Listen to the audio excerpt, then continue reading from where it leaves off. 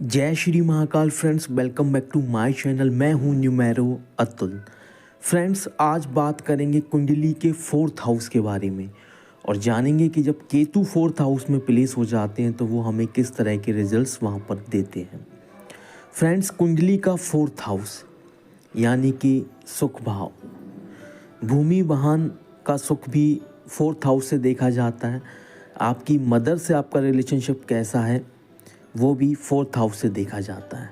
साथ ही 4th house में जब कोई भी प्लैनेट प्लेस होता है तो उसकी 7वीं दृष्टि जो पड़ती है वो पड़ती है 10th हाउस पे, यानी कि आपके कर्म भाव पर।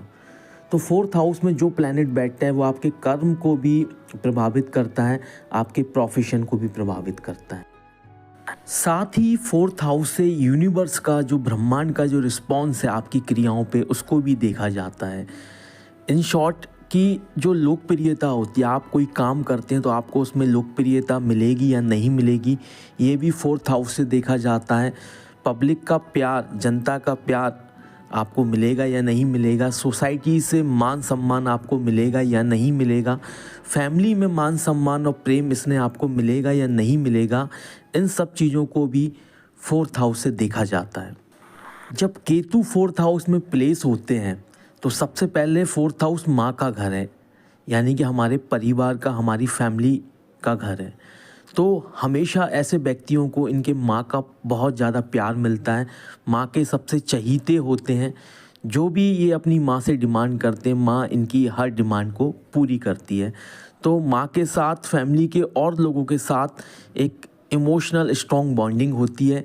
इनकी बात को रखा जाता है। ये बात अगर कोई भी कहते हैं अपनी फैमिली में, उस बात को फॉलो किया जाता है। छोटे भी फॉलो करते हैं, इनसे उम्र में जो बड़े लोग हैं वो भी उसे फॉलो करते हैं। बहुत संवेदनशील ऐसे व्यक्ति होते हैं, संवेदनाएं बहुत ज़्यादा होती हैं, सीरियस होते हैं, साथ ही फैमिली के लिए बहुत ज़्यादा कमिटेड होते हैं। लेकिन इंस्टेंटली ये अपनी मदर की फीलिंग्स, इनके छोटे भाई बहनों की फीलिंग, इंस्टेंटली कोई भी फीलिंग्स को समझ नहीं पाते हैं। इन्हें समय लगता है उन चीज़ों को समझने के लिए, बहुत ज़्यादा प्रैक्टिकल हो जाते हैं।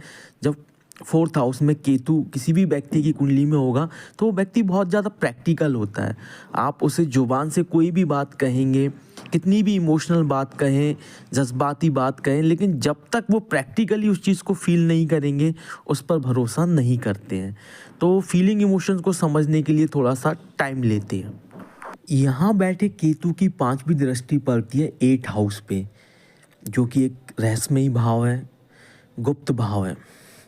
तो इसीलिए ऐसे व्यक्ति जो होते हैं, अपनी फैमिली के जो भी मेंबर्स होते हैं, उनकी सभी बातों पर इनकी नज़र होती है। उन्हें वॉच करते रहते हैं, कौन क्या कर रहा है, किसके साथ क्या चल रहा है, एक गार्जियन के तौर पर। साथ ही साथ हर तरह की दुर्घटना से, किसी भी तरह की जो परेशानी होती है, ऑब्स्टेकल्स आती हैं, उससे अपनी फैमिली की रक्षा करते हैं, उन्हें सिक्योर करते हैं और अपनी फैमिली को सिक्योरिटी प्रदान करना इनका दायित्व बन जाता है। उस पर भी बहुत ज़्यादा ध्यान देते हैं। साथ ही इन्हें घर में पूजा पाठ करना, मेडिटेशन करना, ध्यान करना, गुप्त शक्तियों को प्राप्त करने की भी क्यूरियोसिटी इनके अंदर होती है, क्योंकि 8th हाउस से इनका कनेक्शन क्रिएट होता है। अब बात करते हैं 7वीं दृष्टि की। 4th हाउस में बैठा केतु 7वीं दृष्टि जो डालता है वो 10th हाउस, यानी कि कर्म भाव, हमारा प्रोफेशन।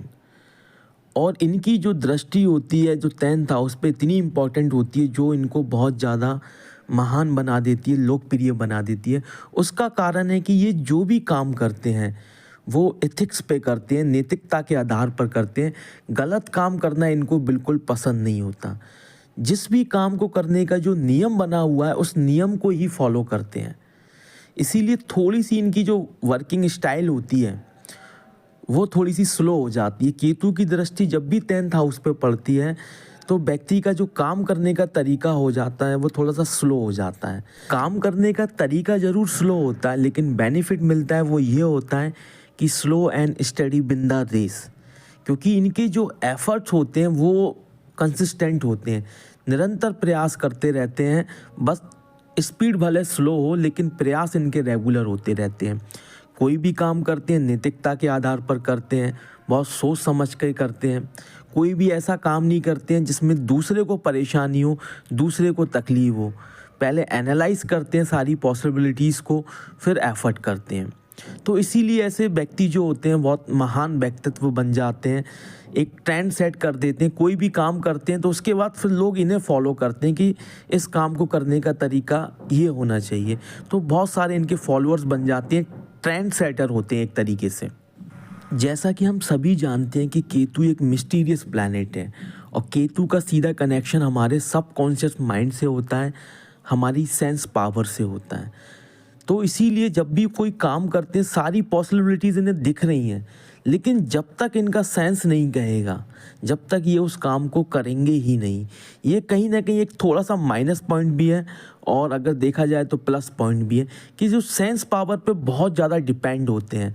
अगर इनका सेंस नहीं कह रहा है, इनकी दिल की धड़कन नहीं कह रही है कि ये काम नहीं करना चाहिए तो नहीं करेंगे, और दिल कह रहा है करना चाहिए, तो फिर पूरी शिद्दत से उस काम में लग जाते हैं और उस काम में सफलता प्राप्त करते हैं। फोर्थ हाउस का केतु व्यक्ति को ऊंची मानसिकता देता है, एक विज़न देता है और इनके व्यक्तित्व में विशेष आकर्षण पैदा कर देता है। ज़मीन से जुड़े लोग होते हैं, डाउन टू द अर्थ होते हैं और मेंटल लेवल बहुत ज़्यादा हाई होता है। इसीलिए जब फोर्थ हाउस के केतु की दृष्टि 10th हाउस पे पड़ती है तो व्यक्ति इतने बड़े बड़े काम कर देता है कि आम आदमी उस काम को नहीं कर सकता, उतना सोच ही नहीं सकता, तो करना तो बहुत दूर की बात है। उसी वजह से इनकी फाइनेंशियल कंडीशन भी बहुत स्ट्रांग होती है। कई घर होते हैं इनके पास, लग्जरी घर होते हैं, लग्जरी कार होती हैं और दूसरे के काम को भी बनाते हैं। इनके पास खुद इतनी फाइनेंशियली जो स्थिति जो इनकी होती है इतनी स्ट्रांग होती है कि दूसरे की लाइफ में एक इन्वेस्टर का काम करते हैं, एक मोटिवेटर का काम करते हैं। और सबसे ख़ास बात जो होती है कि फोर्थ हाउस के केतु की जो दृष्टि 10th हाउस पे पड़ती है तो काम में इनोवेशन आता है। बहुत ही इनोवेटिव तरीके से काम करते हैं, जिसमें नैतिकता को भी नहीं छोड़ते हैं, अपनी पॉजिटिविटी को भी नहीं छोड़ते हैं, सच्चाई को भी नहीं छोड़ते हैं और साथ में इनोवेशन। तो आप सोचिए कि ये व्यक्ति किस तरीके से काम करते होंगे। अगर कोई भी व्यक्ति, जब इतने सारे गुण उस व्यक्ति के अंदर हैं और वो कोई भी काम करेगा तो वो जनता को, दुनिया को, ब्रह्मांड को, बाबा महाकाल को, सबको पसंद आएगा। फ्रेंड्स, 9वीं दृष्टि की बात करें तो वो पड़ती है 12th हाउस पे, द्वादश भाव पर, मोक्ष के भाव पर। 12th हाउस सबकॉन्शियस माइंड को भी कनेक्ट करता है। सबकॉन्शियस माइंड को भी 12th हाउस से देखा जाता है। व्यक्ति की स्पिरिचुअलिटी, फिलॉसफी, व्यक्ति का मार्ग, जिस मार्ग पे चलकर व्यक्ति तृप्ति करेगा, फिर मोक्ष प्राप्त करेगा, तो जो मार्ग है वो भी 12th हाउस से ही देखा जाता है। तो जब 12th हाउस पर दृष्टि पड़ती है तो व्यक्ति का जो व्यक्तित्व होता है वो कुछ इस तरीके से होता है कि व्यक्ति ऐसे व्यक्तियों को जीवन में ढूंढता है जिन्हें उनके प्यार की ज़रूरत है। वो दूसरों की फीलिंग्स को समझ के चलता है। वो दुनिया में जो भी खोज करता है वो ऐसी चीज़ की खोज करता है कि जिनकी खोज वो खुद स्वयं वो व्यक्ति है। तो ऐसे व्यक्ति अपने बारे में बिल्कुल नहीं सोचते हैं, दुनिया के बारे में सोचते हैं। तभी एक अध्यात्म के लेवल को बहुत आगे लेकर जाते हैं, बहुत ऊंचे स्थान पर लेके जाते हैं। स्पिरिचुअल रिफॉर्मर बन जाते हैं ऐसे लोग। साथ ही 4th हाउस जो होता है वो इमोशन से कनेक्ट करता है, क्योंकि माँ का घर है, एक इमोशंस है और इमोशन से किसी भी चीज़ को कंट्रोल किया जा सकता है। एक माँ अपने बच्चे से कहती है, अगर वो बच्चा चाहे IAS है या प्राइम मिनिस्टर है किसी देश का, किसी भी सुपीरियर पोस्ट पे है, लेकिन वो माँ का कहना मानेगा। तो इसीलिए जब ये कोई भी मैसेज कन्वे करते हैं, कोई भी एक्ट परफॉर्म करते हैं, तो जो जनता होती है, मासेस ऑफ पीपल जो होते हैं, उनका सपोर्ट इन्हें मिलता है, क्योंकि माँ की बात को हर कोई व्यक्ति मानता है। तो इसलिए कन्विंसिंग पावर इनके अंदर आ जाती है। कन्विंसिंग पावर जनरेट होती है। फिर 4th हाउस के केतु की जब दृष्टि पड़ती है 12th हाउस पर, तो 12th हाउस कनेक्ट करता है सबकॉन्शियस माइंड को। तो सबकॉन्शियस माइंड एक कंसिस्टेंसी क्रिएट कर देता है व्यक्ति की पर्सनालिटी के अंदर, और उस कंटिन्यूटी का फ़ायदा व्यक्ति को उसके कार्य क्षेत्र में मिलता है, उसके प्रोफेशन में मिलता है, क्योंकि फोर्थ हाउस के केतु की 7वीं दृष्टि प्रोफेशन पे होती है। तो केतु जिस भी तरह की एनर्जी को रिलीज़ करता है तो वो तीनों हाउस जो होते हैं, 5th जो 5वीं दृष्टि होती है, 7वीं दृष्टि जहाँ पड़ती है और 9वीं दृष्टि जहाँ पड़ती है, वो तीनों जगहों को इन्फ्लुएंस करता है उस एनर्जी से। तो जो कंसिस्टेंट पावर व्यक्ति के अंदर जनरेट होती है फोर्थ हाउस के केतु से, और फोर्थ हाउस की दृष्टि 10th हाउस पे पड़ती है, तो प्रोफेशन में वो कंसिस्टेंसी आ जाती है, उसके वर्क में वो कंसिस्टेंसी आ जाती है। या क्या कि जो प्रैक्टिसिंग जो पावर होती है कि व्यक्ति किसी भी चीज़ को कंटिन्यू प्रैक्टिस करता है या कंटिन्यू किसी न किसी चीज़ से वो कनेक्ट होता है जो प्रोफेशनली होती है। और जब व्यक्ति किसी भी चीज़ से बहुत लंबे समय तक कनेक्ट होता है तो उस चीज़ का जो आउटपुट होता है वो बहुत बड़ा होता है, बहुत ब्लास्टिंग होता है, बहुत बड़े लेवल पे बेनिफिशियल होता है, इन्फ्लुएंसर होता है। क्योंकि हर व्यक्ति किसी भी चीज़ से कंटिन्यू लंबे समय तक नहीं कनेक्ट रह सकता, एक टाइम पीरियड के बाद वो डिस्कनेक्ट हो जाता है। लेकिन फोर्थ हाउस का केतु व्यक्ति के अंदर वो एनर्जी जनरेट कर देता है कि किसी न किसी ऐसी चीज़ से जो उसके प्रोफेशन से ताल्लुक़ रखती है उसके साथ ताउम्र टिल जब तक वो अलाइव है उससे कनेक्ट रहता है। तो ये जो फ़ायदा है जो फोर्थ हाउस के केतु का, वो फेबुलस एक बेनिफिट है उन सभी लोगों के लिए जिन लोगों के फोर्थ हाउस में केतु है। अगर जिन लोगों की कुंडली में फोर्थ हाउस में केतु नहीं है तो इस तरह की एनर्जी उन्हें मिलती है जब गोचर होता है ग्रहों का, जब उस समय वो फोर्थ हाउस में आता है।